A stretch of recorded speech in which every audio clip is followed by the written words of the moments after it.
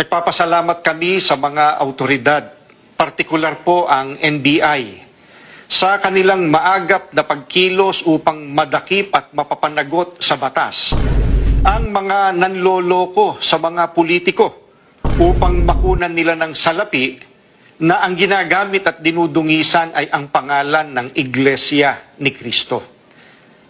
Isang magandang araw po sa ating lahat. Kumusta na po kayo lahat, mga kapatid, mga kababayan? Magandang araw po. Anumang oras ninyo mapanood ang video ito. Dahil po sa kasikatan ng Iglesia ni Cristo ngayon, sa panahong ito, ay napakarami po ang nagpapanggap na di umano sila ay Iglesia ni Cristo, mga miyembro kuno sila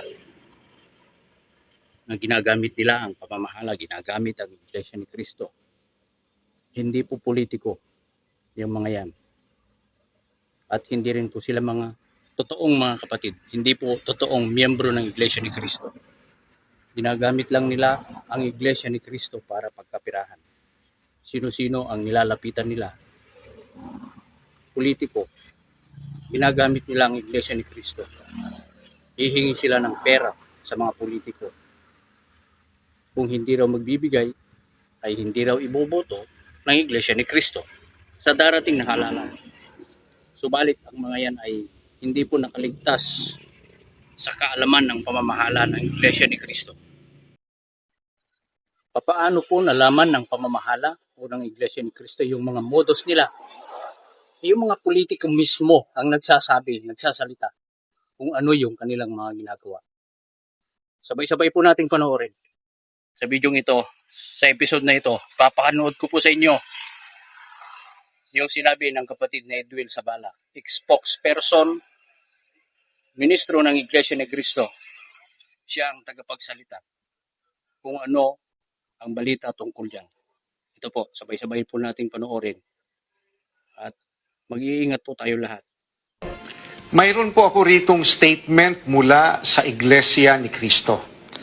Nagpapasalamat kami sa mga autoridad, partikular po ang NBI, sa kanilang maagap na pagkilos upang madakip at mapapanagot sa batas ang mga nanloloko sa mga politiko upang makunan nila ng salapi na ang ginagamit at dinudungisan ay ang pangalan ng Iglesia ni Cristo.